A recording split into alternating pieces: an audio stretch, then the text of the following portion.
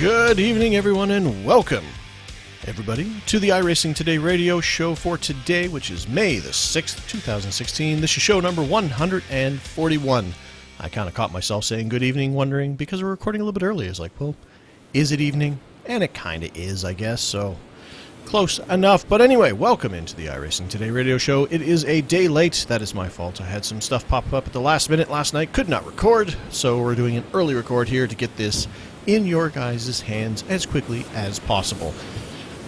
We've got a bit of a short show for you guys this week here. Not a lot going on other than, you know, the big stuff that did happen, and now my ceiling is now shaking. I don't know if that got caught on the camera with the lights, because my daughter is apparently thumping, which is awesome. Anyway, my name is Trevor Cameron. I am in the thump zone here, and beside me in virtual form once again, because he's saving his data for other important things, is Mr. Chad Dalton. How you doing tonight, Chad?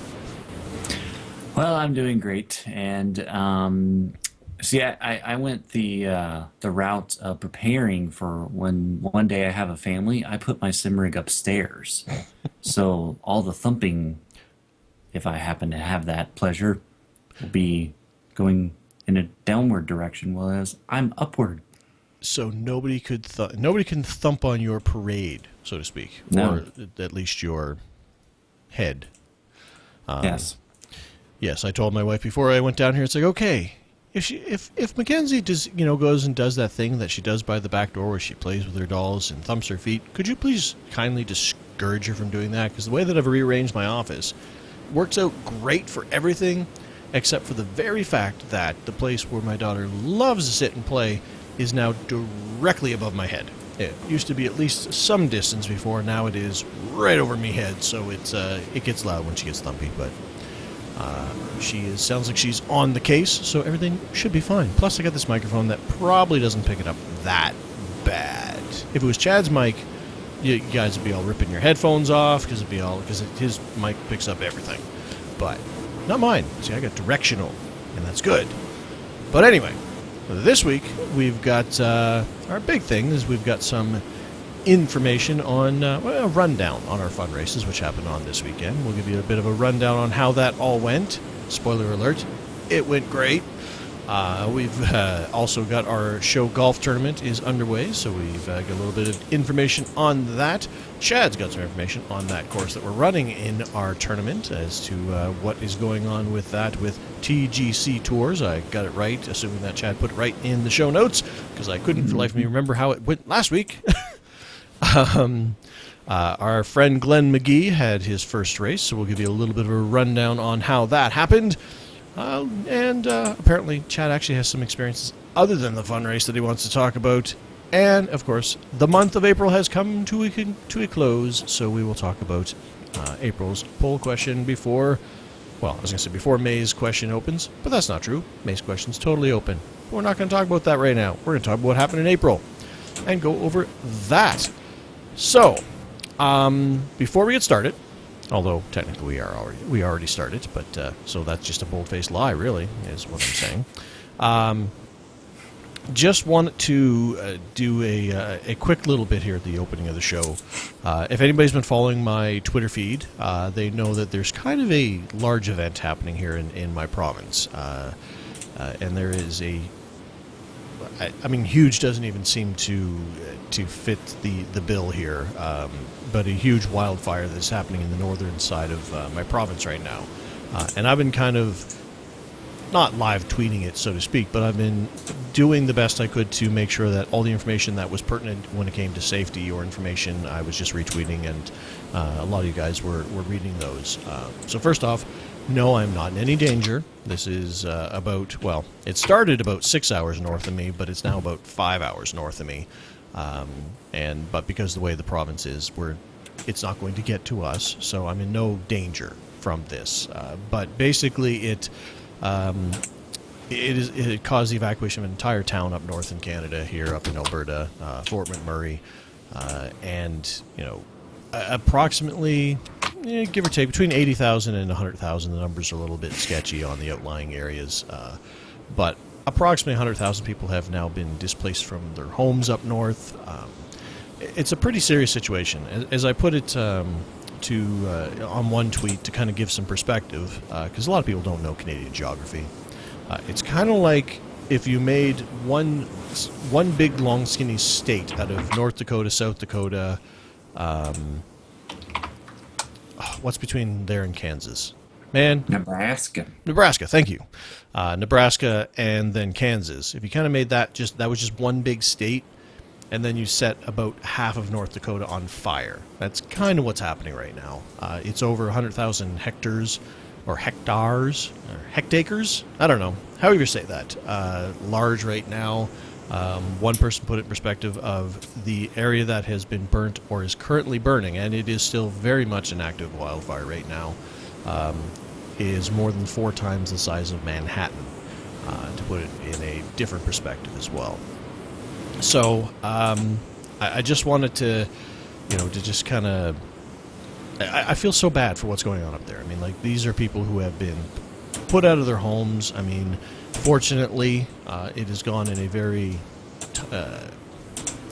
safe manner. There have only been 2, it was 0 casualties, but there's 1 or 2 indirect fatalities from this, and that was, it wasn't in the fire, it was people who were getting out of the area, not necessarily running from the fire. They were a fair distance from the fire at the time, but there was a automobile accident on one of the highways leaving town, so unfortunately 2 people lost their lives there.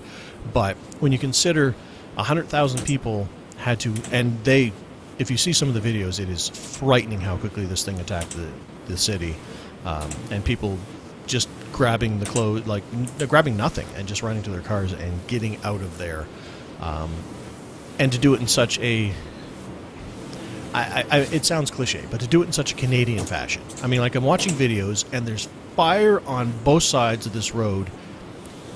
People are stuck bumper to bumper traffic, and they're still just letting people, going one for one, letting people in, putting on their signal lights, and like in the middle of these intersections in this burning city are policemen and women just directing traffic. Like, it's just, it was surreal. And so far the outpouring of support in this country just makes me so proud of being a Canadian. I don't want to, not to make that sound boastful, but it's just, in disaster, Canada kind of does it different, so to speak, in that, hotels are, anywhere that they could, were basically just saying, people were saying shelter here, and hotels were basically cutting off their costs completely or drastically lowering them, saying, we've got rooms, come here. If you can get to us, we've got shelter, we'll give you food, we'll make sure that you're taken care of. And that's just, it just warms my heart. As much as this is such a tragedy, it just shows the spirit of the country that I live in. But just want to let everybody up there know, thoughts and prayers are with you guys. It's going to be a heck of a rebuilding right now. Like, the city is still not safe to go in. The fire is actively moving right now. Fortunately, the winds are blowing it away from community, so it's not, while it's taking out forest, it's not endangering, well, it's not heading in the direction of endangering any other settlements, but it's done a ton of damage so far. It is the biggest evacuation in Alberta history when it comes to getting people out of the way of something. It is one of the largest fires, and it will probably be the most costly fire that we've ever had in this country. It's a pretty huge deal, and it's going to be going on for quite some time. Anyway, just wanted to kind of, I don't know, I have a microphone. I wanted to get that out there. It's one of those things where I'm sitting there that night, and when everything's going down, and there's nothing I can do. I'm too far away to help. I can't. Even if I was, going into the area is just going to cause more problems. So other than donating to the Red Cross to help out, all I could think of to do was just sit here and disseminate information, and I'll just make sure the good information was getting out to people. Which is what I kind of did. Like I have news conferences in my ear. I'm answering questions on Twitter. People are asking questions about certain structures, and I'm getting that information in the news conference. So I'm passing that on to those people, and it's the only thing I could do to help.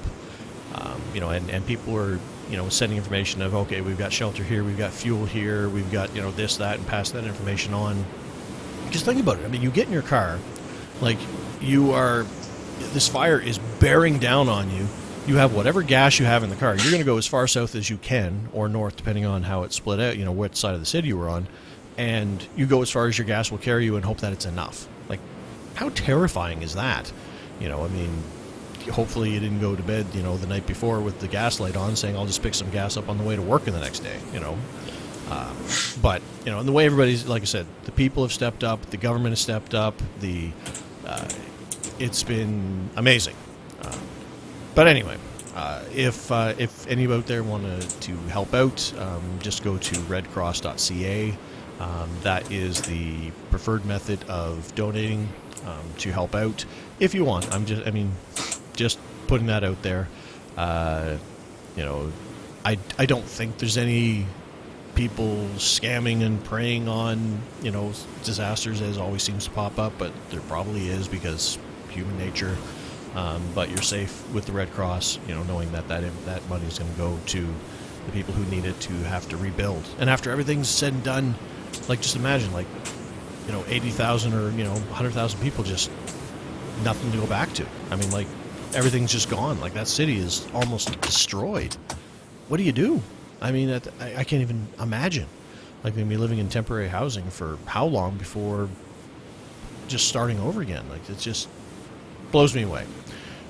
But anyway, I just wanted to kind of give everybody a heads up on what I've been talking about, because anybody who's been watching my Twitter feed knows that this has been kind of weighing heavily on me, and just just the efforts of the emergency workers, the firefighters, the police, EMS, disaster services, all those people up there just risking their lives and just standing in the face of this fire to protect people and homes and property and whatever they can do. It's just, those guys amaze me. And it's been super hot, which is part of the problem why it all started, because everything's super dry. But I don't know what it is in American terms, but 30 plus degrees Celsius, so hot. And you're in full firefighter's gear with a wall of flame in front of you. I can't even imagine.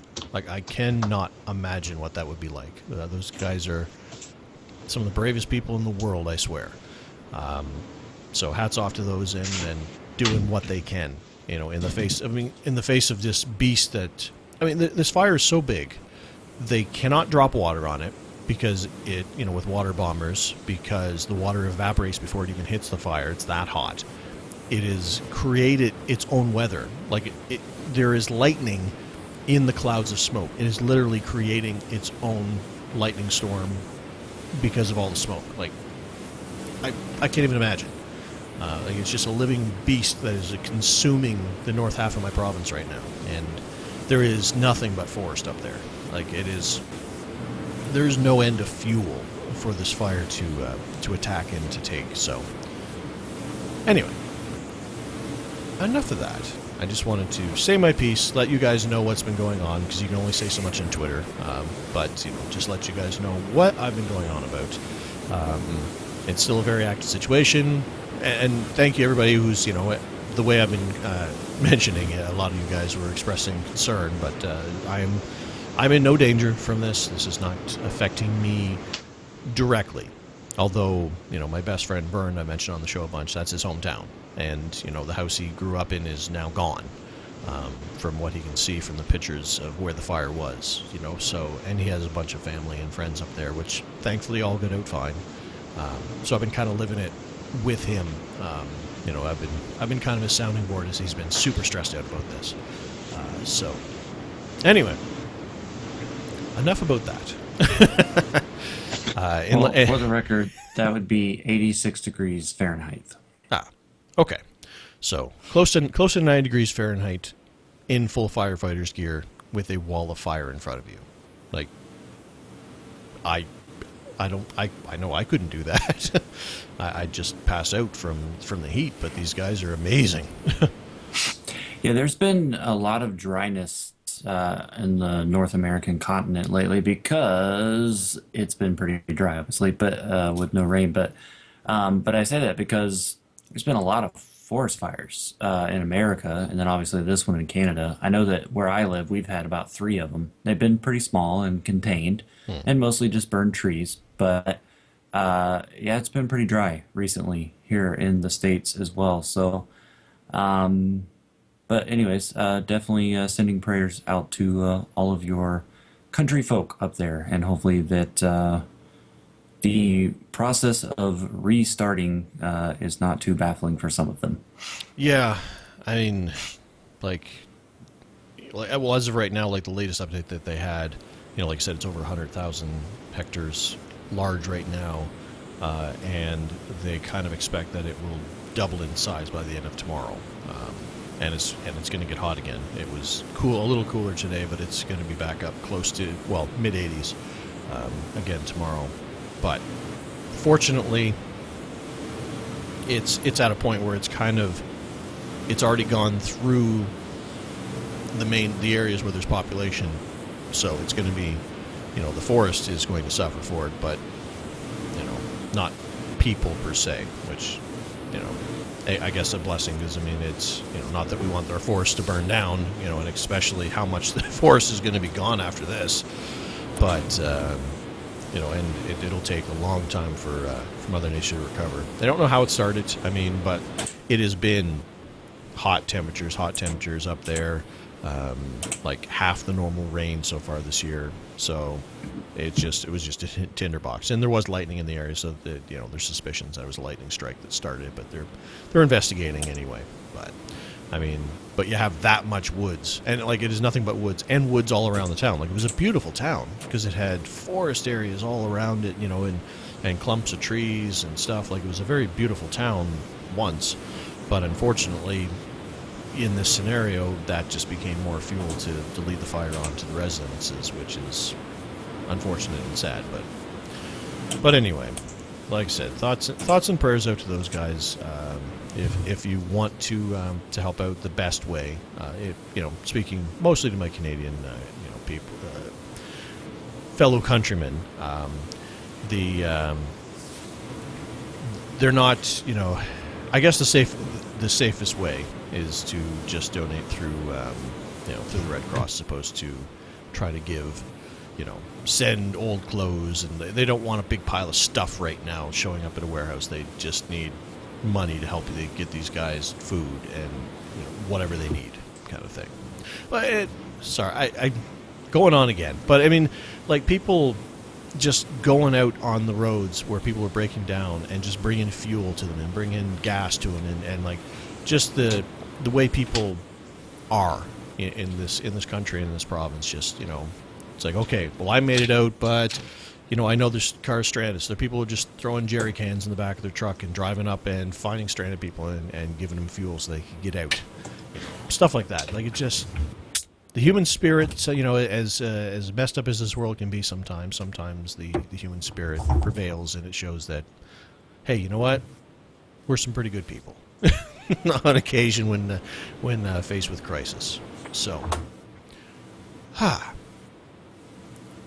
anyway, I promise we shall now move on. This is not the Trevor is talking about Canada podcast, but it's just something that's been heavy on my heart this week here. So, I had a microphone, so I figured we'd talk about it.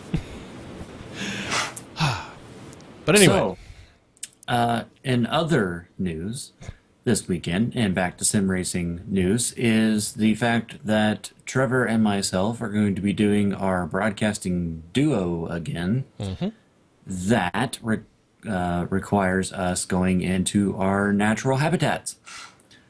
So Trevor is going to be up in the broadcast booth again for the first time in a month. It's been a And while. I am going to be on the racetrack in a combination that I've never done before and need to kind of practice because that is a little less than 24 hours away at the time of this recording. Yep. But that will be the Ford Mustang for me at Suzuka. And, I like Suzuka. Good, fun little track there. And as we discussed on one of the previous podcasts, apparently it's slick. So I look forward to that. But just wanted to make note that will be on there. And of course, both of us will tweet out links right before we go live in case you want to catch it live. Yeah, and that'll of course be over. I mean, and if you just want to find it on your own, that's over on the Global Sim Racing Channel's YouTube. Their YouTube channel. They have channel in their name, so it seemed weird to say channel twice. And that is like Chad said, it is mid-afternoon tomorrow. I don't remember the exact time, which I should know since I should show up for it. Well, the race will go off about 6 p.m. Eastern time, which, if I remember correctly, and I'm not remembering correctly, should be like 10 p.m. GMT. Maybe. And we start our broadcast usually 15, 20 minutes before they actually go live with the race. So these races are very entertaining in case you haven't caught one yet. Just the way that they, it's multi-class, but there are full course cautions. The way they split up the start between the slower cars and the faster cars. So we get 2 green flags at the beginning, kind of. And it's a tricky course. I mean, 17 turns. It should make, it's a fairly pretty course actually to kind of look at. So it should be an interesting view on the broadcast for sure. I got to get myself more familiar with it because I've raced this course a few times, but I want to get a little bit more comfortable with how it all how it flows, so I can talk about that on the broadcast tomorrow night. But anyway, so yeah, probably around 5:30 Eastern, start looking. The broadcast will be on shortly after that, or just search out the Global Sim Racing channel on YouTube, or watch our Twitter feeds, because we'll tell you where to go and how to find us out there. So hopefully Chad does as well this time. So he did great when I wasn't there watching. So hopefully he can do as well while I'm there, so I can talk about him rather than relying on my broadcast co-commentators to talk about him, because I want to talk about Chad. So hopefully Chad has as good of a race this time as he did last time. So don't count on it. Not as comfortable as this time as last, eh? Well, I mean, I've never driven this combo at all, and I've never been as comfortable, as you said, at Suzuka compared to Phillip Island. I can pretty much jump in anything at Phillip Island and be really comfortable. So I don't know, and who knows, I might sit down and instantly be comfortable at Suzuka in the Ford Mustang, but we shall see. I know one thing, I'm going to be extremely tired by the time that I even get to the race, so that should make that even more entertaining, just from a personal standpoint. But still, nevertheless, I'm looking forward to it. Although, one of the things that I will mention, and I don't know that I'll do it tomorrow, but I got to thinking about something from another experience that I had this week that we'll get to soon, that I might try to implement. So stay tuned. Interesting. But it's nothing really all that serious. Another programming note, if you will, is that our show golf tournament is officially underway, and a couple of you have already played at least the first round in the tournament and have sent me your pictures of your scorecard / leaderboard of it. So it should end around the last day or so of May. If you have the golf club game, whether that be on PS4, Xbox One, or PC, please come on out and play. It is strictly for fun, just like our fun races are. Although I'm sure everybody has their competitiveness in them, but still, it is a fun thing to do. Of course, it is at my golf course, the first 2 versions of it. Anyways, if you would like to play, well, you can pray too, but if you would like to play Get in the some hole. practice rounds, It is go into the golf club and search BCGC or BCGC 2. And those are the two different versions that we're using, and you can get some practice in before you play in the tournament. So you got plenty of time to do that. But I will mention that the way that I set it up, the first two rounds are at BCGC, and the last two rounds are at BCGC 2. Okay. And it is technically speaking, two tournaments within one because of the way that the golf club works when you set up a tour like this. So basically, we're playing two rounds and then it ends, and then we're playing two more rounds. But what I figured we would do is this: we would crown a champion in the first two rounds of the original version of the course, and then we'd crown a champion of the second version of the course after those two rounds, and then we would try to see who is the overall champion as well. Okay, so just to be clear, just so I understand, so You're not going to win, so it doesn't matter. in order to actually find this on the golf tournament, they go to tour or tournament? Play in a tour. Okay. And then once you get in there and you select your golfer and everything, go into the search in the tour section and type in IRTRS at BCGC. Three different words. Okay. Or three different settings of letters, I guess. But it's IRTRS at BCGC. You could even just type in IRTRS and it'd probably show up I would imagine. when you do the search. So that is under tours, and that's how you find the tournament. And again, it's technically two different tournaments. And then in addition to that, I have actually made the final version. Well, at least, I mean, pending making new pin placements, but the final version, BCGC3?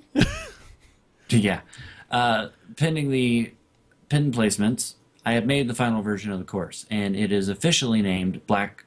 I don't know why I keep saying Black Bear. I'm gonna have to name a course one day Black Bear because I keep saying that. Somebody the other day asked me, "What is the name of your course?" And I started typing in Black Bear, and I'm like, "No, that is not it. No, that is not the name. Do not put that in. Do not type that." But the final version is named Bear Creek Golf Club, which is the actual name of the course. I just abbreviated everything else on the original versions because I knew I'd be making some changes. And I have, but not very many. So Black Bear, nope, did it again. Bear Creek Golf Club is officially, I really have been doing this, and it is not intentional either. I don't know why I keep doing it. Bear Creek Golf Club is officially done and officially released. However, that version is not being used in our show tournament, but it is out there if you would like to play it. Very, very few changes compared to versions 1 and versions 2. So there's really nothing different. I think there might be 4 pin placements that are just a little bit different, in fact. And then I finished styling the driving range, and I added in one tree. And at the back of the 15th green, which is where I have all that runoff with fairway so that everybody goes whee right into the water, I had noticed that myself and Adam and I think Will and maybe somebody else had all hit their ball over the 15th green, and it started rolling down the hill into the water, and then it stopped in like the last inch. That shouldn't happen anymore. Okay. I would just say it that way. I went through the very edge of the back of the 15th green and lowered it some more. So hopefully the ball will just keep on rolling, because that was the full purpose of that. It was not supposed to stop. I'm being evil, but that's the way that it was originally intended. So we can't have balls stopping at the edge. That's unacceptable. No. Actually, it kind of looks funny because every time that the ball would stop there, the golfer within the game, they're depending on which handedness you were, one foot would be standing on the side of the mountain essentially, and the other foot was like completely sunk into the water. So it kind of looks funny, but on the last version, it should not happen anymore. And with that being said, that means that I have officially submitted the course under the Bear Creek Golf Club name Yeah, you to got it right. TGC Tours. And I am awaiting a response to see if it will be approved to be on a tour somewhere that they do. So if you're not familiar with how that works, which most of you probably aren't going to be, you submit your course and you list all of its information like the yardage and you give a little description, which I hope that they approve my description. And I want people to read it because I thought it was clever. And then they give you three different options of tours that you can submit the course for. And so obviously the Mecca is the PGA Tour and the European Tour.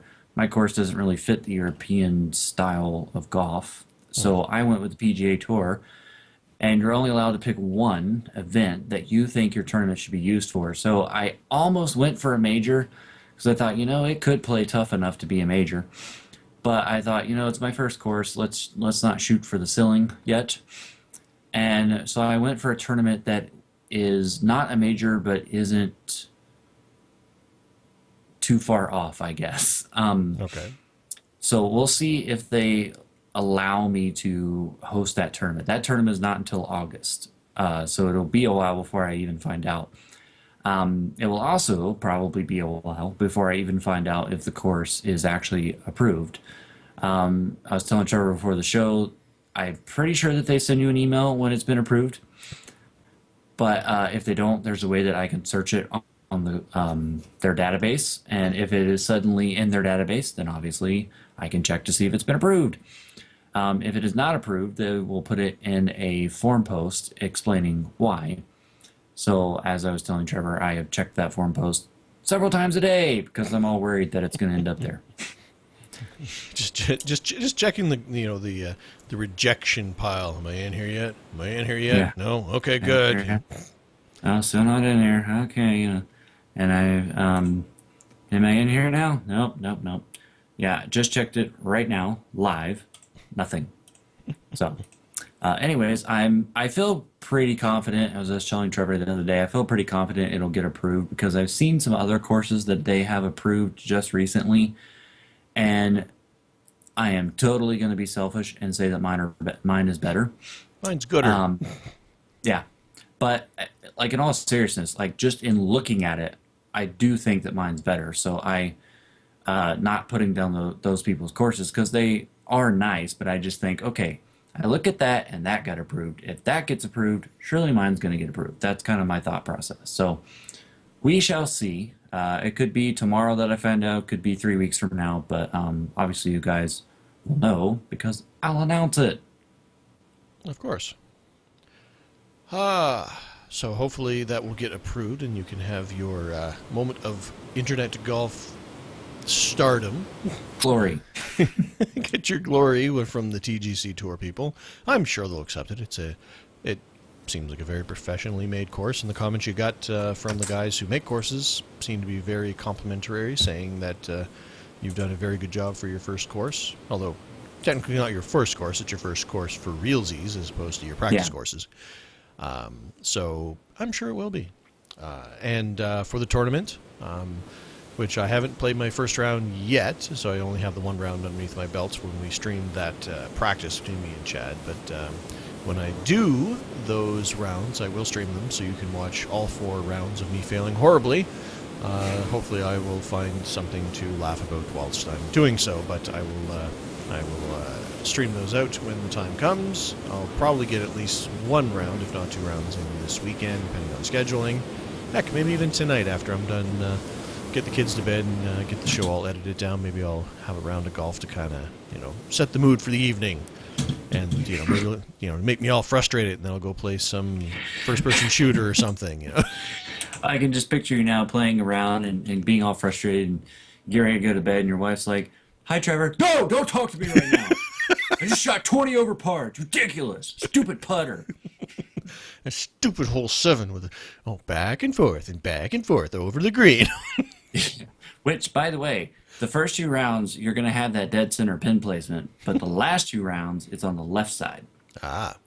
Which might be more difficult. I don't know. I had a hard enough time with it right in the middle. But Yeah.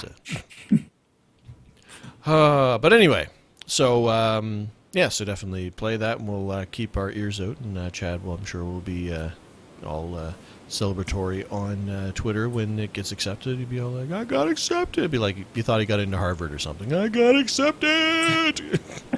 I'm going to college. Wow. Yeah, the 3 tournaments I picked, I'm curious to see that part. Like, if it does get approved, I'm curious to see if they'll let me use one of the tournaments I chose, because I chose 3 different tournaments that are of somewhat significance on 2 different tours. So I'm curious to see, will they actually get it to me? Especially my first choice, which was on the PGA Tour. That one would be, it's not a major, but it's a pretty big deal. Right. And it's actually, I'll say this much, it is daring what golf uses as their playoff system. So I thought, that would be fun. So we'll see. Indeed. And speaking of video games, just a side note. Humble Bundle has a sale going on, and I can pick up Project Cars for like $20. So, do you think I should just pick that up just to see what this thing is that everybody else talks about? I mean, I played Assetto Corsa to see what that was like, thanks to a listener donating that to me. But it's one of those things like, I have so much information about iRacing and whatnot. Maybe I should see, that's kind of like one of the major competitors to iRacing is Project Cars. It's different, but, it is at least on the same sort of plane. So for $20, I should probably check that out, shouldn't I? Just to see what it's like. What do you think, Chad? Should I get Project Cars and see what life is like on the other side, where there's like AI cars and the online isn't as good? And you can't race with me? Yeah, you should totally do that. So I had $20. Maybe I'll pick that up and just to see what it's like, with my racing wheel and cockpit and stuff, or maybe I should do that with a gamepad because it's not as serious. But yeah. But anyway, maybe I'll pick that up and give you guys my impressions of that when I give it a shot and see what it's like. Because $20, that's not, well, it's $20 US, so it's like $300 Canadian or something. I don't know. Our dollar's not good. Okay, it's probably about $25. But anyway, nevertheless, and then I have to buy cars for it. I mean, what's that about? Who does that? Who sells you a game and then it makes you buy like extra cars on top of that? Seems stupid to me. But Well, at least they're not making you buy tracks too. I think they do. They have packs with tracks and cars. Although looking at the car ones, I think the only one I'd buy is they have one called the U.S. car pack, and it has like the Ford Fusion NASCAR. It has the Dallara car, and a couple other ones. But those are the ones I think that there's a prototype in there. But I might pick up that one, that DLC pack, because that way I can directly compare. Because I'm quite familiar with the way that this the Cup car handles and the Dallara handles. So I might pick up that one just so I can go apples to apples as close as I can, as far as feel for those cars. So I'll probably pick that up as well, just so I can race those cars. But because it's always fun to have a game where there's like a career and an AI thing and a progression, as opposed to the progression is me, which is what it's like in iRacing. But anyway, I think I'll pick that up and let you guys know my thoughts on that. Maybe next week, maybe the week after, depends on if I actually get a chance to play it, because I bought a lot of games recently and I don't have a lot of time because I'm stupid and I had some extra money, and I said, what should I do with this money? I know, buy games that I'm not going to play. I have a sickness. It's really what I'm getting at. I have a problem. But who doesn't have a problem? Well, he probably does, but just not in this way. Yeah, he's got 99 problems, but not having a ride in the MX-5 Tender Global Cup Tour ain't one. That was pretty sad, really. That was mouthful much. Anyway, iRacer Glenn McGee, who of course we interviewed on the show here, had his first race on the weekend in the 2016 Battery Tender Global MX-5 Cup presented by BF Goodrich tires, and that was at Mazda Raceway Laguna Seca. And that's we need to get some more branding in there because that wasn't enough, and sanctioned by Gatorade or something. I don't know, because there wasn't enough sponsors in there. But anyway, he had his first set of races. There was actually 2 races that he participated in on the weekend. And a quote from Mr. McGee, he says, "That was the best weekend of my life so far." So, glad he's having fun. And then qualified it saying, "Hey, I know things are going to get better." So he had a very good run on the first day, and let's see, qualified 9th fastest out of 40 entries and came home 9th on Friday in the first of 2 races on the weekend. So a 9th place finish, which, let's think about this. I mean, when he came on the show, he did explain he had a little bit of real-world driving experience and, of course, a ton on iRacing. But this was his first pro race. This was his first professional race. And to go out there with 40 other people and finish 9th. Like, qualify 9th and maintain that to finish 9th. Like, that is an impressive debut for Mr. McGee. So congratulations on that. On the second race on Saturday, he didn't do nearly as well. But still, he had a early incident during that race, and he ended up going a lap down because of it, but still managed to finish P27. So still almost, better than half the field. So a 9th and a 27th, first 2 races professionally in this car, after all of his practice with iRacing. That is pretty impressive. So congratulations to Mr. McGee. I like I said, best weekend of your life so far. I'm sure there is more and more to come. So I can't wait to get you back on the show here in a little bit and see what life in the fast lane is really like now that you get to actually live out your dreams. Absolutely. But so, speaking of racing, which is what we do around here, it is. Something happened this past weekend that was kind of exciting and fun, and there were a lot of people that joined us, which makes it more fun. We had, I don't even know what number this is, but I don't know, our 4th or our 5th, maybe 6th, 7th, I don't know. 4th or 5th sounds right, give or take. Yeah. We tend to do them every 6 months-ish. Yeah. But whatever number it is, we had that number, fill in the blank, edition of the iRacing Today radio show Fun Races. Now, those of you that have been able to participate in every one, or at least almost every single one of these, know that we are strictly there to have fun.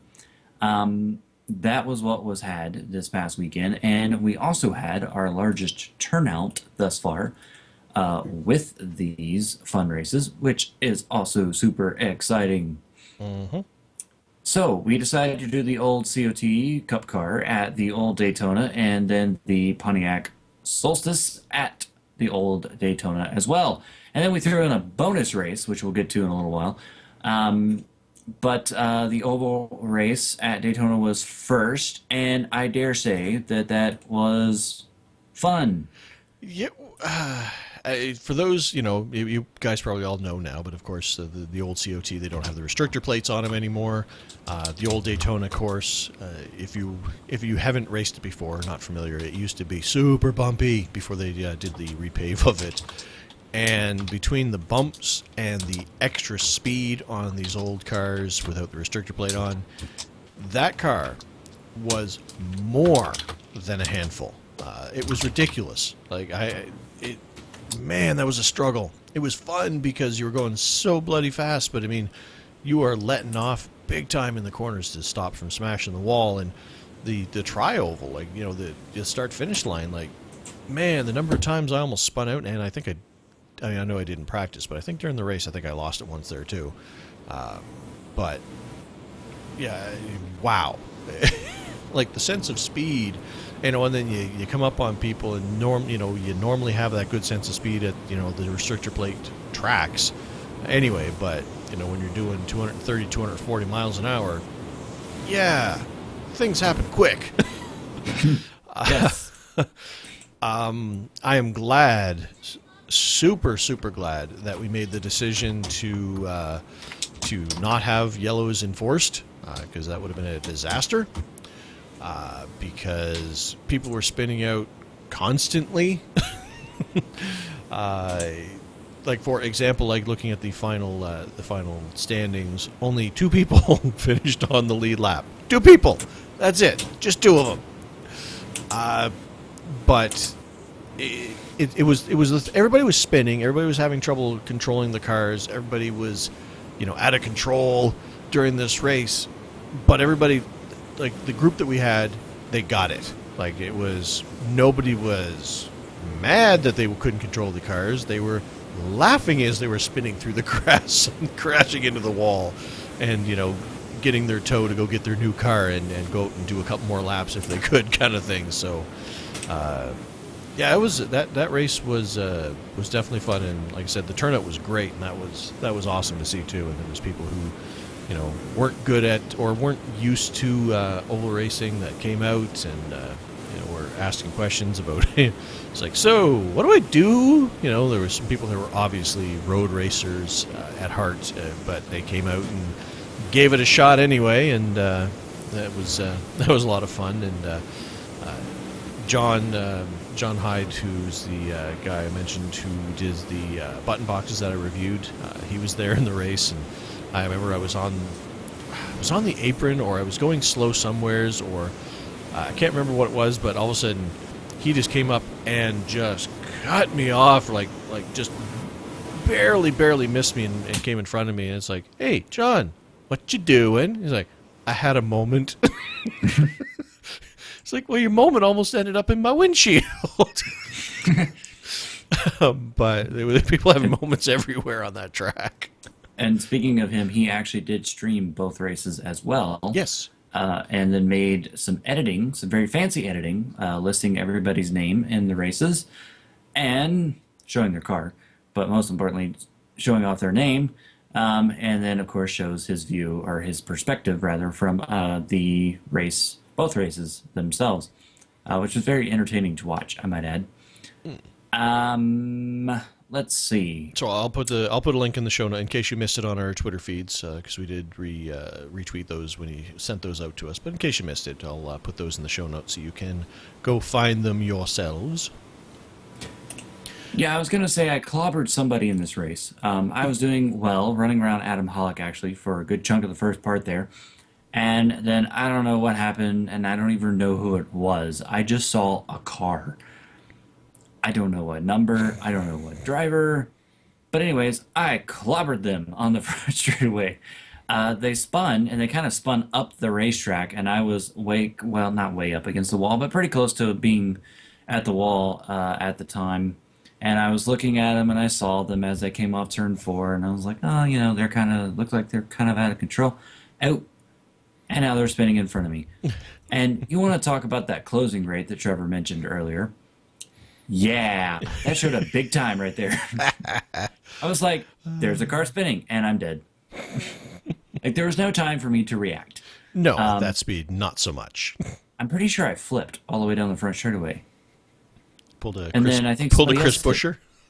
Yeah, and then I think somebody else hit me as well after I got done doing that. So I wasn't done spinning, and then I think I had to take a tow. And speaking of the tows, the tow truck was unkind to Mike in the race. I think it's Mike Budson is. I'm gonna go with how you might pronounce that. Budson, yeah. But yeah, he unfortunately got the put in timeout penalty, I guess, because he got in a wreck very early on in the race, and we had unlimited resets. I think he had to take a tow, and so he's sitting there waiting for the tow to finish, and then his car never got fixed, and his engine had blown, so he couldn't do anything about it, except sit there on pit road and look good. Yeah, they refused to give him a new car. Everybody else was just going in and getting new cars like they were candy, but poor Mike was unfortunately denied the ability to get a new car. So I hated that. And then on top of it, to make things worse, I'm pretty sure in the road race, he started up front and was running quite well there at the beginning of that race. Let's see, he started in seventh, and I think he had made his way towards the front in the road race. And I think he got in a wreck, and I don't know how that happened, but he got in a wreck entering the bus stop, is if I recall correctly. I didn't go back and watch the replay, but I just remember seeing somebody spin and hit the wall, and I thought, well, who's that? So I like quickly went to the relative screen as I was coming out of the bus stop, and I'm pretty sure it was Mike, and I was like, oh no! Not only did he not get to do the whole race because of a glitch, he now is. I mean, you know, he got to essentially. Well, actually, he did finish the entire road race. He was not, from what I can tell, yeah, he was on the tail end of the lead lap, so he did get to finish the race, but he got put really far behind with that incident. So that was a bummer. Not a good day for Mike. But it was a good day for Dean Mole, who, show off, decided to ruin everybody else's fun. I mean, I don't know what he was thinking. By not basically, he ruined everybody else's fun by being like between him and Charlie Morley, the two guys who didn't get into trouble. Although they had 6 incident points each, but they were the two guys who didn't get in. Well, they were only looking down, other than Mike, who didn't get a chance to increase his number. They were the only two who weren't in double digits of incidents during that race. So True.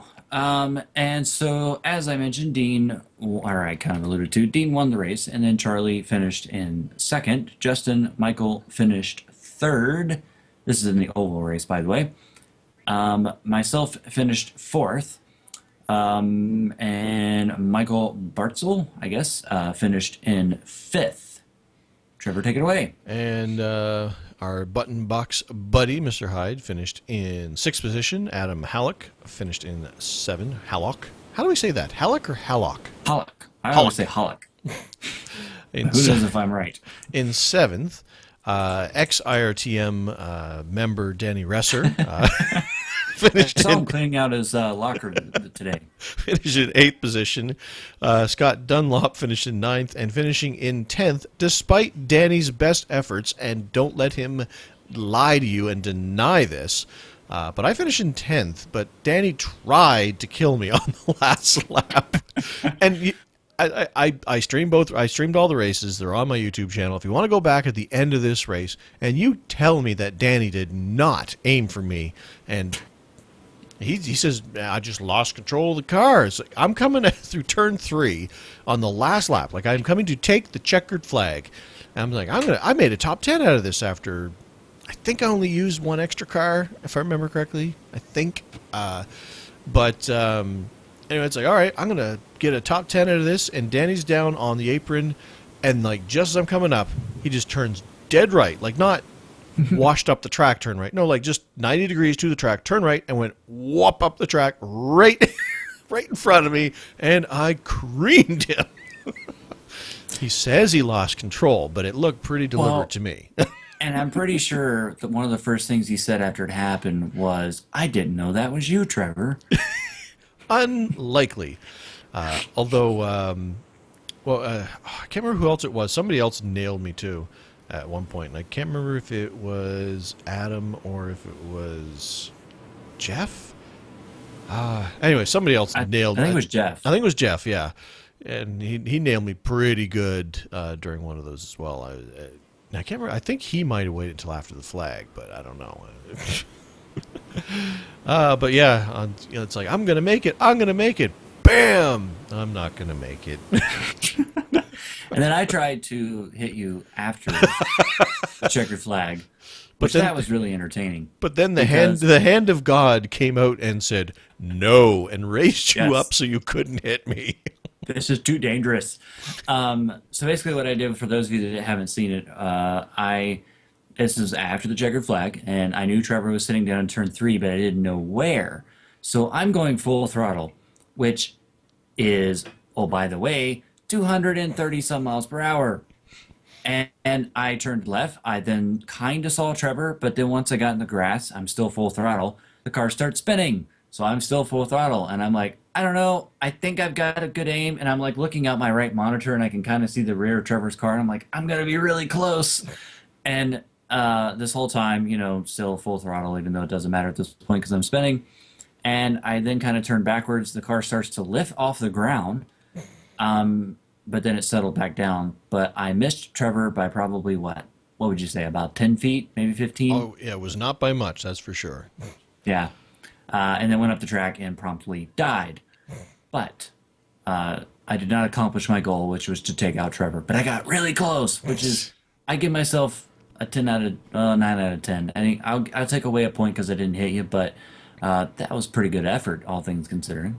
Yeah, well, at those speeds, it's hard, so. Yeah, and I was going backwards too. Yeah, Oh, well, but speaking of going backwards, Roy Clark managed to spin out in front of me during the race, and he did it at the entrance of pit road, and he was going backwards. So in mile per hour land, he'd have probably been going about 200 plus mile per hour. And kilometer, I think he was going like 300 kilometers an hour, whatever it is. And yeah, that's an unsafe way to enter pit road. Very high rate of speed, backwards, crashing. Yeah, gonna have a talk with Roy about that one. yeah, I got one of those unsafe pit. I can't remember if they call it entry or exit. It was at the exit of pit road when I lost it in the tri-oval once. Came down through the grass and spun basically the last 15, 20 feet of pit road or something like that at extreme speed. So I got a penalty for that. And you want to know what's fun is not knowing the commands, so trying various commands to try to clear my black flag while driving 230 miles an hour. While my keyboard's off to my left, I'm steering. It's like, all right, exclamation point. Never did get it, and I just served the bloody, the flag and was done with it. But because I didn't know the command off the top of my head, and I was going to injure myself and have to go into pit road anyway if I kept trying to type. So first thing I said to Chad is like, hey, Chad, can you clear my black flag? I'm kind of busy. It's like it's really hard to dive when you're going 240 and you're running around people. Yeah. So in all fairness, I took the risk since it was my black flag that had to get cleared. So I Now, despite the fact that we picked on Dean and Charlie earlier, I will say that, and I didn't see all of this, but the two of them had a really good battle for the pretty much the entire duration of the race. I'm pretty sure that they traded the position a few times. I don't think they were separated by more than a second, except for the pit stop throughout the race. So if the TV camera had been on them, they put on a really good show considering the circumstances.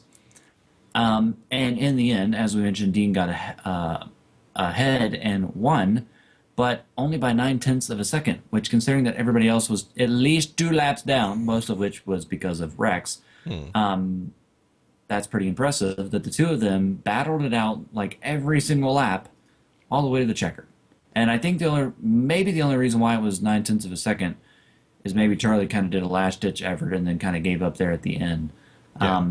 But I don't know that. But I think it was a little bit closer than that. But yeah, that was a pretty good battle throughout the whole race. They were really close. Yeah, it's one of those, like you said, if the cameras were been instead, of course, the camera, at least my view, was face up my front windshield, which occasionally went sideways and, provided a good show, but not a good battle. But anyway, that was our oval race, and that was a heck of a lot of fun. But where we did have some good battles, surprisingly, to a degree, was when we did our road course race, which we had the Pontiac Slowstis in the nice late afternoon sun of the Daytona road course. And while we picked that car kind of because it was the more stable, so we figured it'd be the easiest for non-road racers to get a handle on, that ended up being really fun. Like, because they were so, I mean, because you kind of peaked out, so you kind of got almost, it was almost like draft locking to a degree, like you have it, of course, like Atlanta with the trucks or something like that.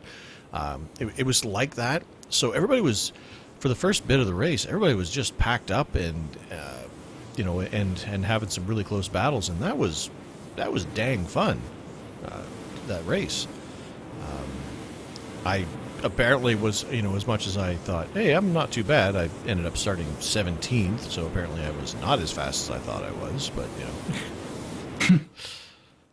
I was, my qualifying time was 2.5 seconds off of the pole, so I was not fast at all. But, No. Hey, it was still fun. It was. We discovered in practice that second gear is evil because several of us would blow the engine if we hit it right, which in this case would be if you hit it wrong. So I discovered that because I was in practice running around and I went into second just like I always have, and so then I just kind of sat at the top of turn one because I was like, well, I won't keep driving. But of course, that was in practice. The And race itself was actually, a hold on. blast. Hold on. We've made an error. I just realized.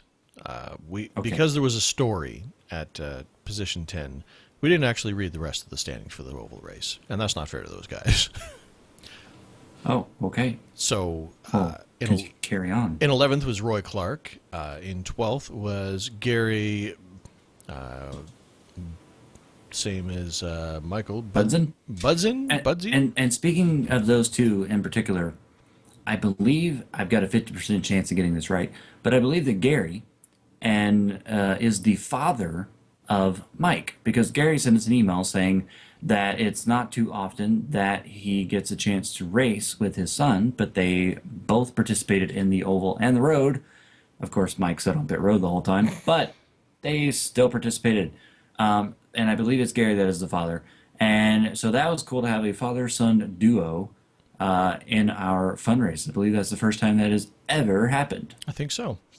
13th was, I would go with Carl, but it looks like Charles Hoffmeyer. And 14th was Rob Hope. 15th was Jeff McPherson. Do you still get the standings up? I don't know if you shut him down or not. No, I shut him down. Okay, so 16th was Ben Stock. 17th was Sean Ide. I'll go with. Sorry, Sean. Idaho. But points for spelling your first name correctly, Sean, just like my brother. 18th was Matthew Painter. 19th was Jacques Oret. Although he's UK, so it's probably does not pronounce his name as French sounding as I just made it sound. 20th was Matt Murphy. 21st was Mike Budson that we mentioned before. And then we've got 4 people who apparently did not take a lap. And I don't remember if they didn't take a lap or they just all smashed. I think they all smashed. And that was Calvin Hines, Eric Mullinax, Scott Feldhausen, Scott, and Walter Thomas. So anyway, just want to make sure that we gave everybody their due time. Because I realized once we got to me, then the whole Danny story took on a life of its own. And we never got back to the standings. Danny who? All right, so back to the roadside. Yeah, so back to the roadside. I had a great battle throughout the race with several people, but one in particular, which would be Scott Dunlap. And I'm pretty sure that Scott hates me now. Now, I didn't do anything. I didn't wreck him or nothing. But Scott ran behind me throughout the majority of the race, trying to figure out how to get by me. And I know that I was holding up my little clan. There were probably 4 or 5 of us, and it kind of shrunk a little at the end, till I think only being about 3 of us. But I was doing my best, and I was, at the time, running in 3rd. I was going as fast as I possibly could in that car without doing something stupid like blowing the engine. And Scott was running behind me, looking around, trying to get by, trying to figure out how to get by and stuff like that. And I can't remember. I think it was like 2 to go or 3 to go. Or maybe, I think it was 2 to go coming to the white flag, I think. He got around me. And like completely got around me. I think a couple of laps before he'd gotten around me, but then like in the next turn, I crossed him over and got right back by him. So we were having this good battle, and on the white flag lap, he gets in front of me, and he kind of drives away a little bit, not terribly, but enough that it was like, well, I don't think I'm going to catch him. Until we got on NASCAR 2, which is where you come off the road course and go back up on the banking, and I just started drafting. drafting until I pulled right up onto a bumper, entering the bus stop, which was a pleasant surprise. I thought it was too far out in front for me to really catch him. And we go into the bus stop. Again, this is the last lap, and I was like all over him, trying to make act like I was going to make a move, but didn't. And then I guess he carried a little bit too much speed into the corner and kind of overshot the exit part of the bus stop. And so I think he checked up just a hair because he thought he was going to run through the grass or something and get one of those slowdown penalties, which does nobody good. And so I stuck by on the right, and he promptly came on and was like, "Dang you, Chad!" It's like, I'm sorry, man. I'm having fun racing. So I ended up getting the better of him and actually lost another spot to Michael. But that whole battle throughout the entire race was a lot of fun. While we were, I mean, like I said, our little clan shrunk because I think a few guys wrecked, but there for a while, there were at least 5 or 6 or 7 of us all running right together there in the Pontiacs, and that was a blast. Yeah, I mean, it was just like the close racing and stuff that was happening, especially at the beginning, and that run into turn one on from the start was amazing. Like, it was just so much fun, and like you're going in there and people are taking different lines, and you lose sight of them. Those of us with single screens as opposed to the triples. And I'm going in, it's like I don't know where this person is, and at the end, what I said about it being stable was true. However, I still managed to not spin out.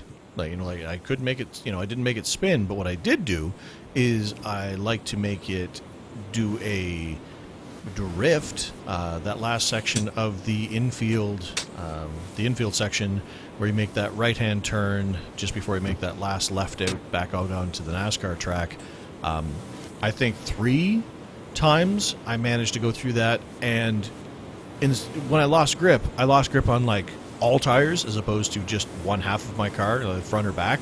So instead of spinning out or oversteering or understeering, no, I would just basically just go sideways into the tire wall. And I did, I think, 3 times. I just go through and the car just, whoa. It's like, no, not again. I think I went through 3 cars, 4 cars. Well, no, it must have been only 3 or something, because I still ended up finishing on the lead lap somehow, although very close to being lapped, but still well, actually not that close. Look, minute 38 back, so that's only a little bit over half a lap down, so not bad, I guess, because I never killed it enough that I couldn't drive it back, but it would have killed enough that I needed to fix it. But like I said, especially that first bit of the race where everybody was just packed up, and there was just car, souls as far as the eye could see. It was just, it was super cool driving through there, and people trying to take slightly different lines through the bus stop, and some blowing it and going off in the grass and trying to get a little bit more speed. But because the cars were, like I said, it was almost restrictor plate-ish because they could only go so fast on the fast parts of the track. Made for some really close racing, and there was actually several battles. Like I said, for you guys, it was 4 of you that were packed up within second and a half of each other at the end, and then there was another group that was like 3 cars really close together, and another 2 close together at the end, and after half hour of it all, people were still in close battles. So that was an inspired choice, I think, for Yes. And for everybody who's going, oh, well, hopefully we got something to read or watch, while we're on the straight stretch and stuff. I made a comment while we're racing. I was like, nobody's talking, because everybody was actually racing. So nobody was sitting there going, man, I wish it wasn't so slow. Everybody was concentrating because they were busy racing. So they were out there having fun, as the name of the show goes. I will give special credit to myself, is I won the incident championship for this race, thanks to those tire barriers, with 24 incident points. Nobody else broke 20, so I won by a fair margin. The next closest was 18 by Adam.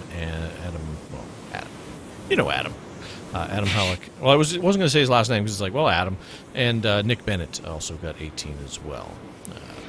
And speaking of Nick Bennett, I believe in both races I'm pretty sure that most of those people showed up in the first race, but we either had 4 or 5 Australians in both races, which is pretty incredible considering that it was like bright and early on Sunday morning for them. And several people from UK and Ireland as Hmm. well as some, of course, several listeners from the United States. And I wasn't even the only Canadian, which is always good. So we also had Michael Atkinson. Atkinson there as well from the wonderful state of Canada. The U.S.'s extra state up at the top. Yeah, number 51. So we mentioned earlier that Dean stunk up the show. The reason why is because not only did he win the oval race, but he won the road race. So, little rundown of the leaderboard on the roadside. Dean wins. Adam Hollick finished in second place. Yours truly finished third. Michael Bartzel finished in fourth. Scott Dunlop, after the terrific battle with myself, finished in fifth. And back to sixth position, we had. Just make sure I brought up the right one. Yeah, all right. Okay, because I have them all up open. Start reading the oval ones again. Wait, no. Sixth position, Mr. Buttonbox himself, John Hyde. Brendan Long finished in seventh position. Jeff McPherson finished in eighth position. Ninth was Gary Budson, and I did find the email before I carry on from him. Yes, he is the father. He says, thanks. Yesterday was my first fun races with you guys. Good times. It isn't often that I get to race with my son. Even more rare are the times I finish better than him. And he did beat him in both races. Yes. He says, I had technical issues on my end in the oval race, but still improved my position. Again, thanks for hosting this, and I hope to do it again. So, Gary is the father. You are the father. What is this, Jerry Springer now? Wow, that escalated quickly. I wonder if Gary is the one that enforced the glitch on Mike so that he could beat him in the oval race. I don't think there was anything nefarious going on there, but anyway, finishing in 10th was Rob Hope. 11th saw Scott Feltenhausen finishing the race there. Michael Atkins, or Adkisson. I'm going to go with that because that's three different words in there. Or let's go with Adkis on, just to really blow this up. Yeah. Finished in 12th. We love you, Michael. Nick Bennett finished in 13th. And Carl, whichever way we're supposed to say that, Huffmeyer finished 14th. Matthew Painter, another Australian, came home in 15th. 16th was Lyndall McMurphy. 17th was me.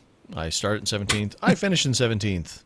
Hey, stupid tire But bears. one thing we didn't mention, you didn't use your car number in this one because Dean took it because somebody took Dean's. Yeah. And Dean won the race in the 16, and that is probably the first time that I've ever seen the 16 car win a race on iRacing. Yeah, it was a comedy of errors. Somebody took Dean, so Dean took mine. So, yeah. So I had to race in I had to race in the 22. I mean, Yikes. yeah, I know. I'm going to have a lot of people not like me now if I'm racing the 22. Yep. Not a popular number nowadays sometimes. 18th was Mike Budson. 19th was Sean Ide.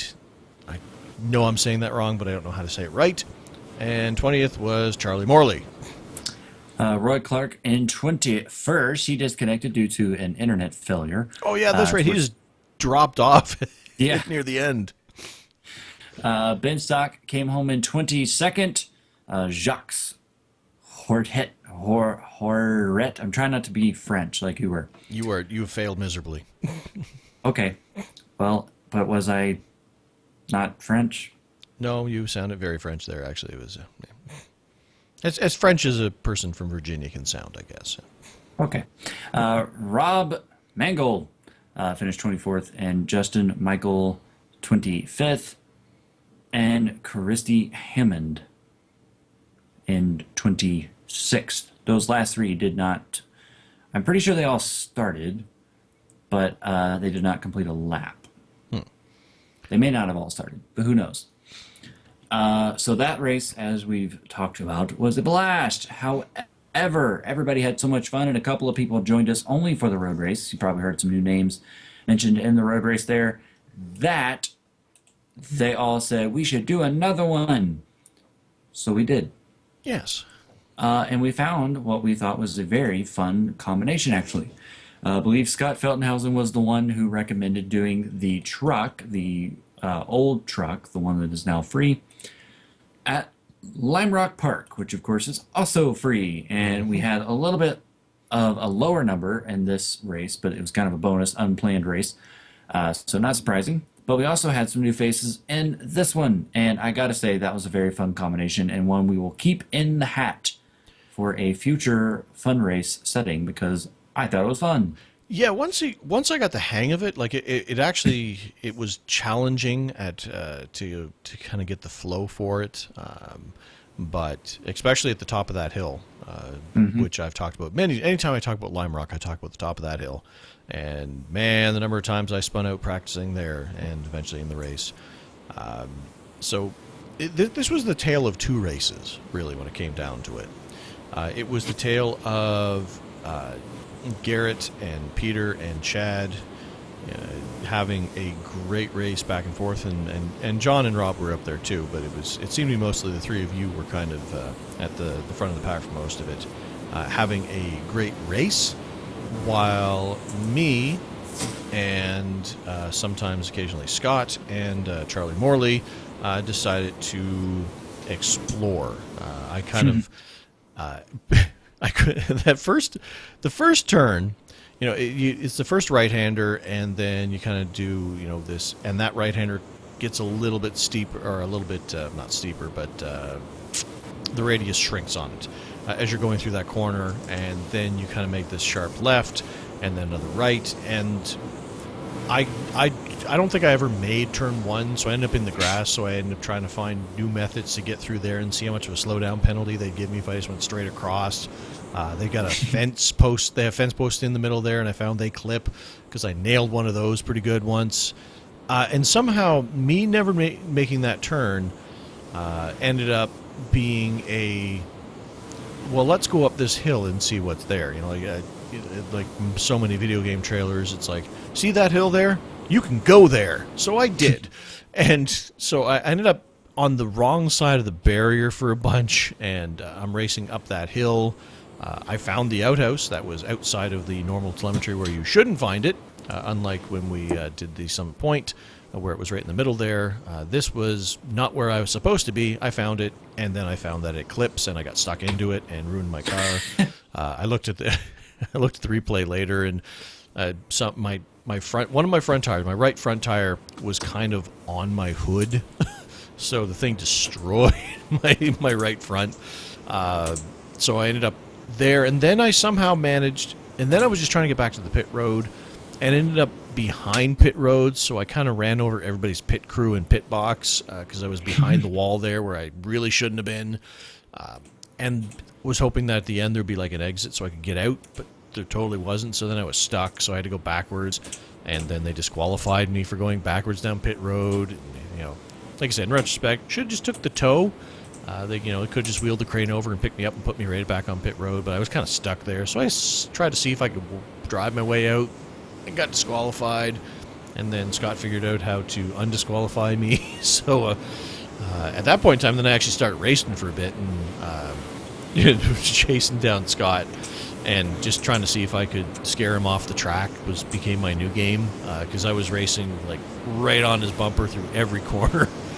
And he eventually made a mistake, I think, because I was just riding his bumper for like lap after lap. Well, we only did so many laps, but it was that was fun for a bunch to try to see if I could scare Scott off the track. And then ended up getting stuck and got bored and went up onto the hill again and got stuck, and then decided to see how much dirt I could spit out on the track, because I was kind of at a 45-degree angle with facing up the hill, and just totally stuck, so I just kept revving my engine and seeing if I could make dirt go on the track from there, from over the wall.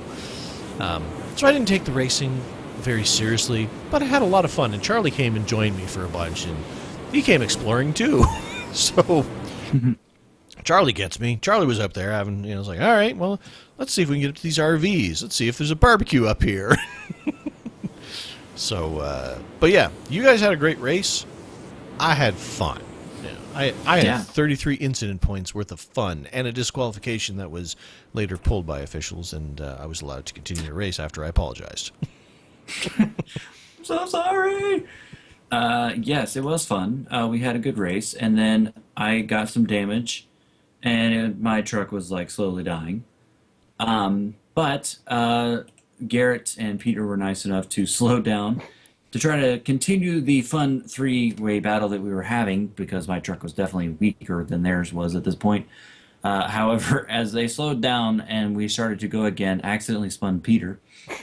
And then I got spun myself because Jack McPherson was right behind me and didn't know why I was stopping on the racetrack because I felt bad for wrecking Peter. So I wanted to stop and let Peter get going and back in front of me again because it's like, oh, I didn't mean to do that.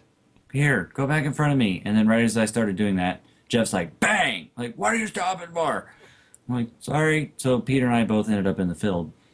But got going again. That race was a blast between the three of us, as you mentioned. It was good racing. And then after the checkered flag flew, I decided to do what Trevor had been doing. I managed to go all the way around the track to that bridge where you go down the hill. And I thought, can you go over the bridge? Which I was, in my mind, I was like, there's no way that this is going to happen. But I just had that thought, what if? And so I wasn't going very fast, but I just started, just started casually going, and then suddenly I fell through and ended up on the wrong side of the wall and was like nailed right at it. So I couldn't get out of there. So see that bridge? You can drive right through that because and you had mentioned it. So of course, when I went to follow your car, it was on replay already. So it's like, oh well, let's see what chat. And just as I went to your replay, it was just like watching your truck go through the bridge. It's like, yep, that doesn't clip, but sure, it would be cool if it did. It sure would. Imagine the possibilities. Endless, I tells you, endless. Yep. So that was a bummer, but at the same time, I was not surprised. But that was a fun race, and it was, as we said, our bonus race. We only had 11 people show up there, but we'll give you the full rundown. Trevor, I'll let you take this one first. It was Garrett Lowe finishing in first position. Garrett actually jumped in he was one of the people who hadn't made the other races. He was watching the stream, or at least found the stream. Don't know if he had forgotten when the races were, because he was a listener of the show. So he asked me on the stream while we were doing our practice, hey, can I get the password? And so I gave him the password so he could get in. So he finished in first position after drifting every corner, as I recall. He thought he was playing Dirt Rally, I think. Yep. Well, he's just practicing for the future. And Dirt confirmed, because apparently he already knows how to drive that, because watching him through, he was just drifting every corner and beating us all. Peter Sundheden, sorry Peter, he's from Scandinavia, and I'm probably butchering your name, finished in second. Mr. Chad Dalton finished in third. Fourth was John Hyde, and fifth was Rob Hope.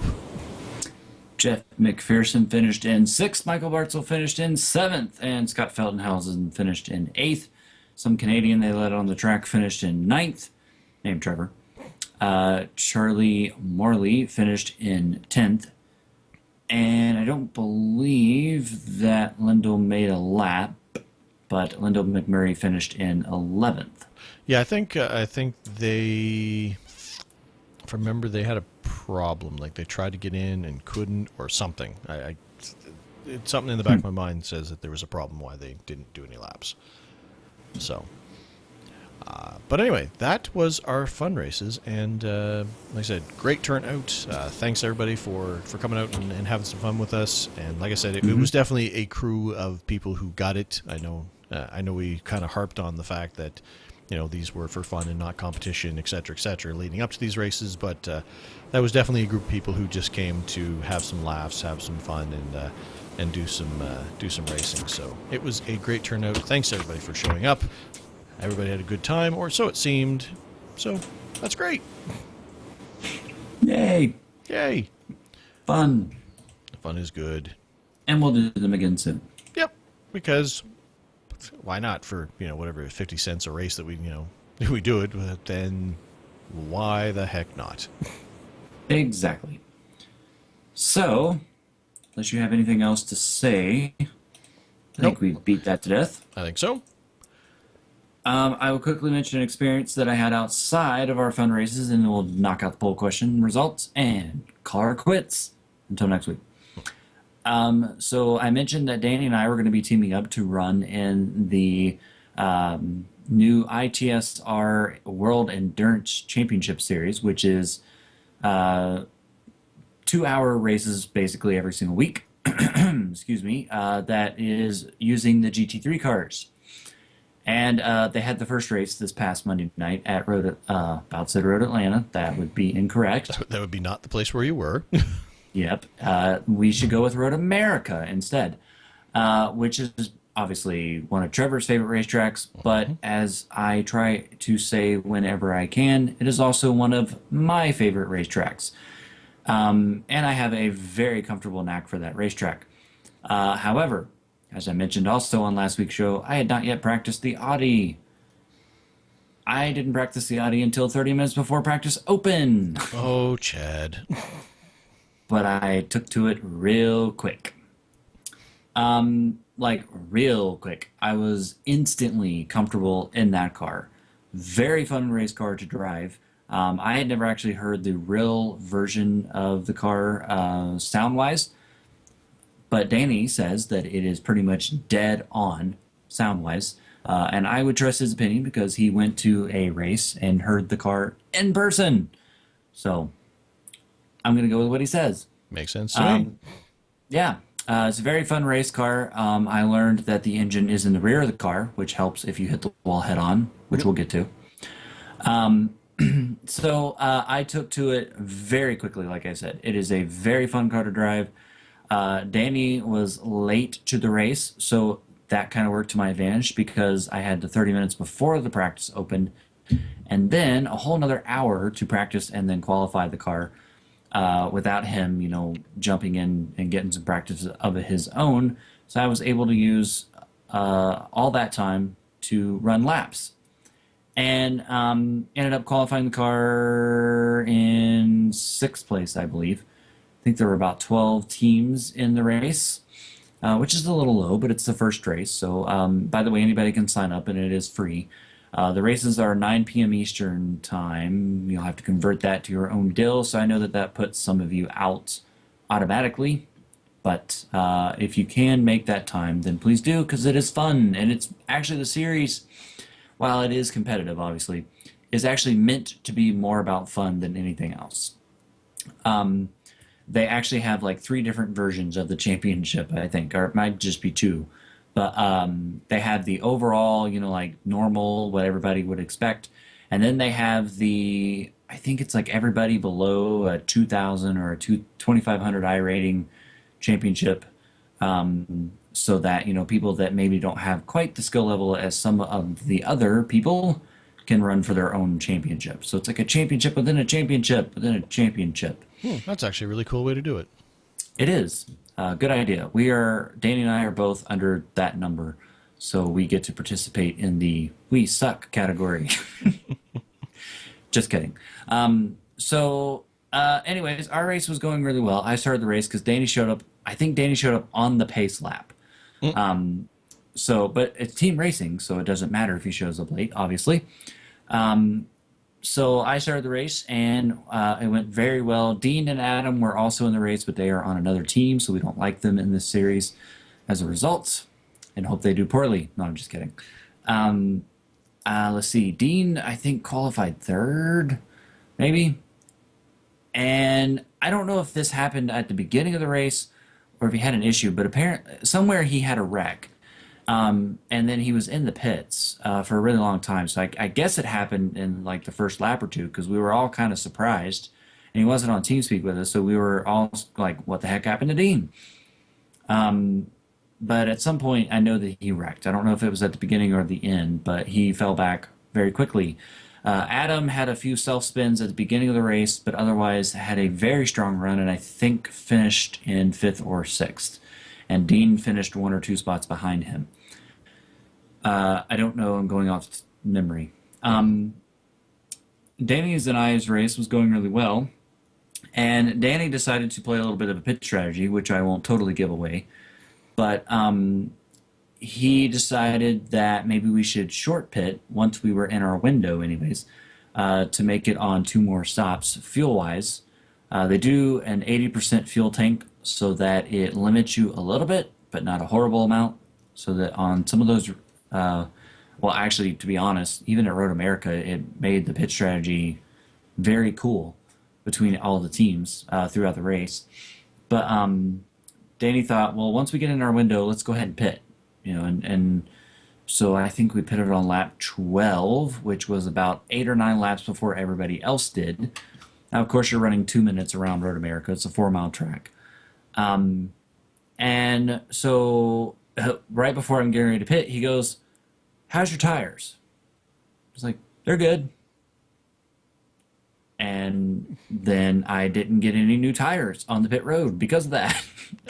He was like, all right, you're going to stay on those tires. We're just going to put the full tank of fuel and you're going to go back out there. And I'm like, okay. But that ended up being the right call because by the time that everybody else pitted and they all took full 4 tires and a full tank of fuel, and a couple of them I think did driver swaps, we cycled to the race lead. Now, up to this point, we'd been running third and fourth in the race. Now, we did not do a driver swap on lap 12. I stayed in the car. And then the plan was on our last pit stop, which was going to come somewhere around 50 minutes to go, 45, 50 minutes to go in the race. Danny would get in and we'd do the full service, full tank, 4 tires, all that stuff. And he'd finish out the race. So that was our plan. So, like I said, I cycled into the lead. And I had about a 13-second lead or so. And they weren't really actually running me down all that quickly. So, considering we were at this point, I don't know, like an hour and 10 minutes into the race, and that's how old my tires are. And they have 2-minute old tires. But so I was kind of impressed. They weren't really leaning into my run. We were still making great time. And it actually gained a lot on the people that we were running around before all the pit stops were happening. So things were going great until I discovered that iRacing is a video game. Because I was coming around the second to last corner, whatever number that is, and I don't even know, we were still a ways off from pitting. Not like, super long time, but several laps at least.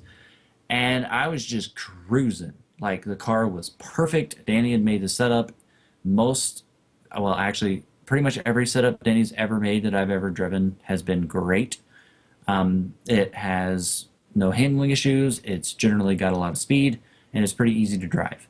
In fact, one of his setups with some tweaks by Roy won us the 24 Hours of Daytona, so it lasted a long time, too, because it lasted a day. So this race was no different. It was a great setup. I was experiencing no difficulties whatsoever with it, except for the times where I was in dirty air right behind some cars, but I think that's more of the car and me not knowing the car yet versus the setup. And I came in that second to last corner, and I went on the curb, which I had been doing the whole race with no issues.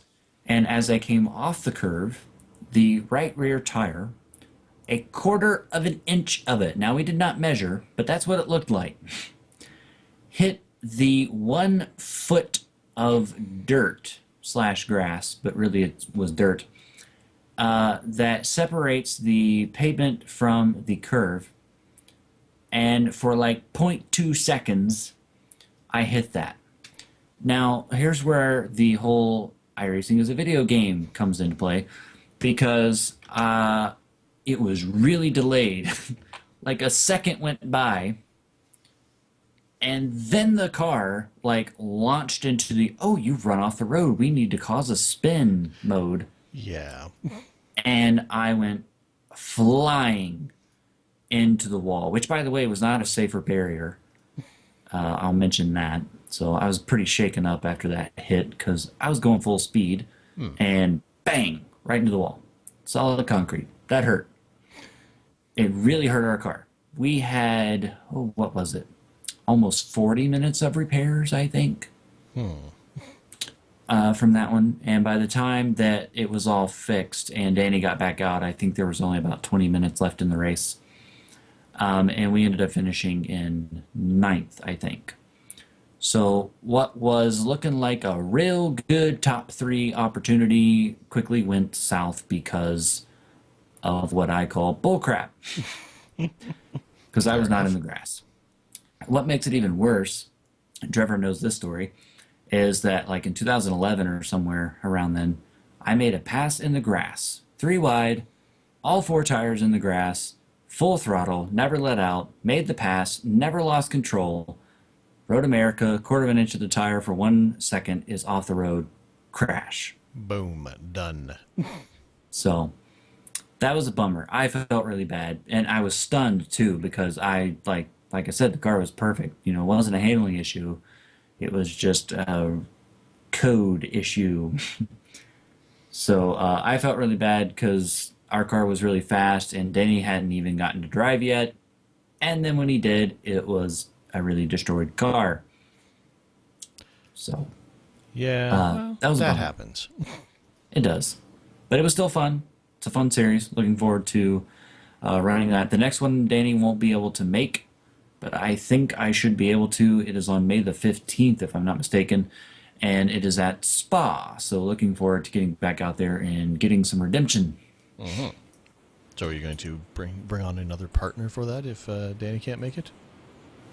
I can, but I don't have to. Would you like to drive with me? I, I make no commitments, sir. Although I think I'm open on the 15th, and I do like Spa. Although I also don't know the Audi at all. So there's that. Actually, correction, it would be the 16th. It's a Monday night series. The 16th. Oh, on the Monday. Oh, Monday night is not as appealing as the Sunday. But it would be on the 16th. But yeah, if nobody else wants to do it with me, I'll just do it by myself. It's only a 2 hour race, so Yeah, won't be too bad. not a big deal, really, when it comes down to it. So that was that experience of your first endurance race. It was not. It could have been better without the smashy bits. Everything would have been great because you were, Yeah. as you said, you were leading at the time. Yeah. So go from lead to smashy. Never a good feeling. Man, and my steering wheel was completely upside down. Like I've been in wrecks where, it's a little off to the left or a little off to the right, and you're not tracking right. Mm-hmm. But my wheel, in order to drive the car straight, I had to literally have it upside down. Like that is the worst that I've ever had after an impact. And when I mentioned that the engine is in the rear of the car, it didn't blow the engine, so I had to drive it back to the pits because I hit with the front of the car. And yeah, that was fun. I would imagine That was the so. hardest half a mile I've ever had to drive. Well, Whole question. yes, poll question, and then we shall conclude our short show, quote unquote, which I promised my wife would be. Oh, I'll be down there for about an hour and a half. Yeah, well, I'm a big fat liar. Well, it's only an hour and a half right now. Yeah, but I came down 2 hours ago. You see. Aha. So, poll question. Last month, we asked you guys, how often do you check the iRacing forums? The answers, of course, kind of went from a, hey, never to, I'm doing it every hour sort of time frame. And the winner with 60%, so a sizable winner, was daily. Coming in second was weekly with 22% of the vote. Hourly, seriously? 8%.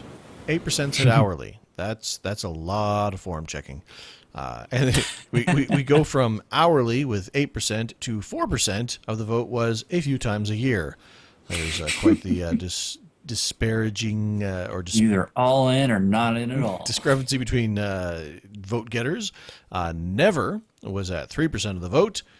Almost never was 1%. So there was never 3%, almost never 1%.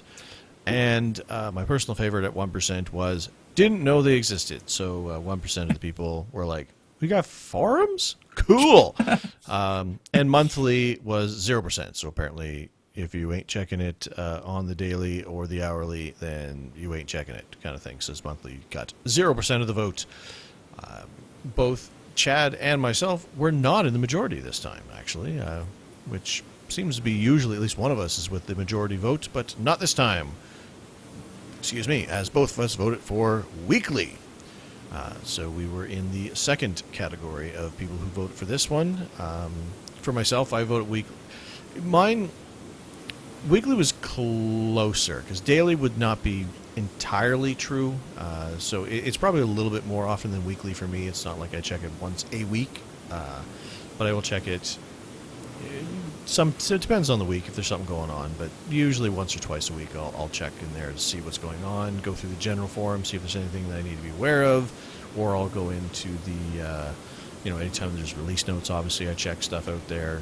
I also go into the hardware forums when I'm, wondering stuff about, triple monitors or the VR stuff, or I spend a lot of time going into the individual car forums when I'm looking for information on setups or track information with that car combo. Like I spent a lot of time in the Dallara forum when I was doing the Winter Series Championship, because I was going in there for information and they were giving it, so I was reading it.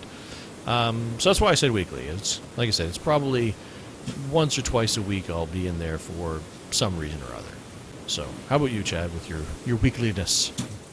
Well, basically, I'm kind of the same. I only check it when I need to know certain info, or maybe find some information about a race. It's like a lot of times they'll put up weekly stuff like, okay, the Kia is racing Phillip Island. Here's everything you need to know. And sometimes I'll read those. And then also once a week I go in and update our show forum post with the latest show, so that it is there for everybody's listening pleasures that maybe don't know that we exist yet. So that's why I went with weekly. Not much of a forum guy, but every now and again I will check it out. Makes sense. Yeah, I guess that's the other thing, is that we do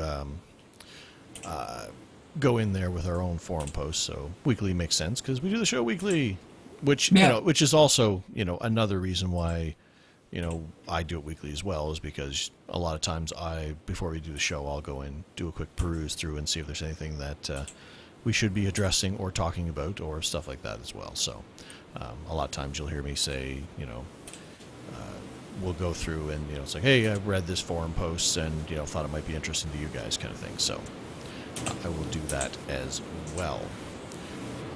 So that was our forum post for the week, or our, not forum post, our poll for the week, about forum posts. Well, it's been a long week. It's Friday. We don't normally do this on Friday. Everything's messed up. I haven't even had supper yet. I'm hungry. Me too. So, of course, we have a new poll question up on the site, which you can't see right now because we're live, but in a few minutes once we're not live, or you're listening to this on archive, well, then obviously we won't be doing that. So check that out so we can talk about what you guys thought about our poll question for the month of May, at the end of May, well, or beginning of June, such as the case may be. Other than that, I think that about does it for our show. This week, like I said, we've got the golf tournament's underway. I'll probably be doing a round or two of that on the weekend. We've got Chad's race that he's going to be racing. I'm going to be broadcasting tomorrow, so keep an eye out for that. And on top of that, I'm kind of in the mood to stream something, not necessarily racing, so maybe I will stream some stuff with me doing Project Cars stuff or some other games, depending on what's going on. So, or just the golfing if I do that. So keep an eye on the Twitter if you want to watch me play video games badly and laugh all the way along. But with all that being said, that is going to do it for our show here this week. So thanks to everybody out there for listening and, of course, participating in our fun races. It was a lot of fun and great talking to a bunch of you guys. Hopefully we can, when we do it again soon, we can even have even more people in there. I want to have the problem where we're all like, oh, do we need more than one room? Do we need the Chad room and the Trevor room? For example, the Trevor room will be the fun room, and the Chad room will be the serious room. So you know where you want to be. But I would love to have that problem to have to worry about it. Remember, the show is available for download on iTunes under the podcast section, where we would really appreciate a review to help us get the word out. The show is also archived on YouTube under Ratface Productions, and it's Cadillac. You can check out the website for live shows, archives, information, links, and the polls we mentioned on the show over at iRacingTodayRadio.com. Follow us on Twitter. I'm at iRacingToday, and he is at It's Cadillac. You can email any questions, comments, and poll suggestions that you may have to feedback at iRacingTodayRadio.com. And of course, feel free to add us as friends on iRacing. If you are not yet a member, please take the time to refer us if you sign up. Trevor's email is ratface@gmail.com, and mine is iRacingLegend@gmail.com. But until next week, ladies and gentlemen, remember, the race is rarely won in the first turn, but it is often lost there. Good night, everybody.